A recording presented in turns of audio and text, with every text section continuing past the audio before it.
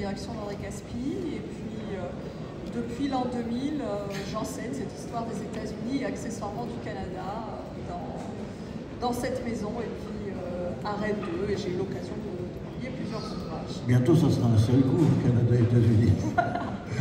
On en parlera, pour vous dire qu'on parlera bien entendu de l'actualité à la fin de cet entretien. Mais il y a une chose que je voudrais dire d'abord, ou faire dire tout d'abord, c'est de présenter un peu cette collection qu'on va décliner dans différents titres ici, pour ce festival de la biographie, qui est une collection qui est très originale. Quelle est la ligne éditoriale de la collection? Alors, l'idée, c'est d'avoir des ouvrages, vous le voyez, d'un format qui est resserré, un peu dans l'idée d'écossais, mais qui soit en même temps abordable, c'est-à-dire que vous avez une après-midi, dans un jour pluvieux, vous avez un sujet d'intérêt, et vous allez être capable de le lire quasiment d'un seul tenant. Et le contrat qui a été passé, c'est que sur chaque volume, on fait appel à un spécialiste. Donc, ce n'est pas de la vulgarisation, j'allais dire, tout venant, dont on n'a pas de certitude sur la qualité. Mais c'est toujours très limpide et très clair. Alors, le but, c'est ça, donc des spécialistes de l'histoire de la Russie, des spécialistes de Titien, ça sera la prochaine conférence. Et puis, j'allais dire deux approches. Une approche biographique sur les premiers volumes. Moi, j'ai fait un Jackie Kennedy, il y a un Louise Labbé, vous avez Rachel Carlson, qui a été une des papesses des questions environnementales, Saint-Exupéry. Et puis, depuis cet automne, deux nouveaux titres qui tournent autour de l'histoire d'un pays. Alors, moi, j'ai fait la très brève histoire. Mon collègue Cuchet, lui, a fait une très brève histoire politique de la France au XIXe siècle. Et notamment, il s'intéresse à cette période MacMahon, qui a toute une série de résonances avec ce que nous connaissons aujourd'hui.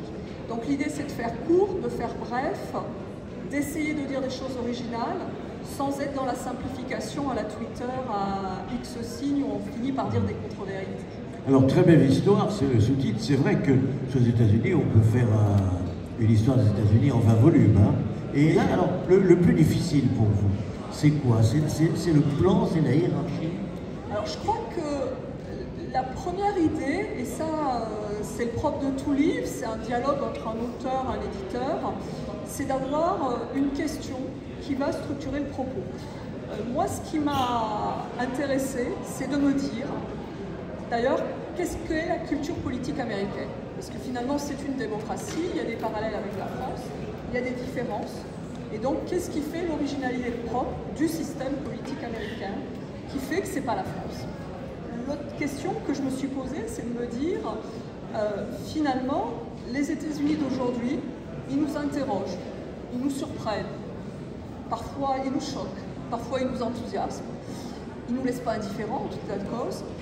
Comment on va, à partir de l'histoire, essayer de comprendre le monde où on est aujourd'hui. Et donc, essayer de voir qu'est-ce qu'il y a de particulièrement original aujourd'hui, mais surtout, qu'est-ce qui fait et qu'est-ce qui explique dans le passé la situation qu'on connaît aujourd'hui, mais sur les 20 ou 30 dernières années.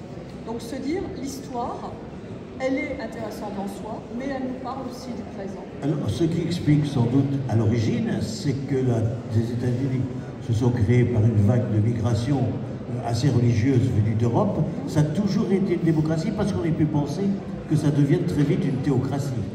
Oui, alors c'est intéressant de voir aujourd'hui que de plus en plus, on considère qu'aux États-Unis, en histoire, il y a des influences différentes. C'est-à-dire que, vous disiez très justement, on a tous en tête les puritains, ces hommes qui arrivent au début du XVIIe siècle et qui vont colorer la société américaine.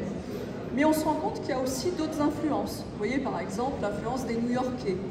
Le New-Yorkais, il n'est pas puritain, il est très cosmopolite, il est porté sur le commerce, il est porté sur l'international. Vous avez l'influence des gens de Virginie, qui eux sont plutôt des héritiers de la gentry britannique. Et puis vous avez ce phénomène qu'on voit de plus en plus, c'est l'importance des hispaniques.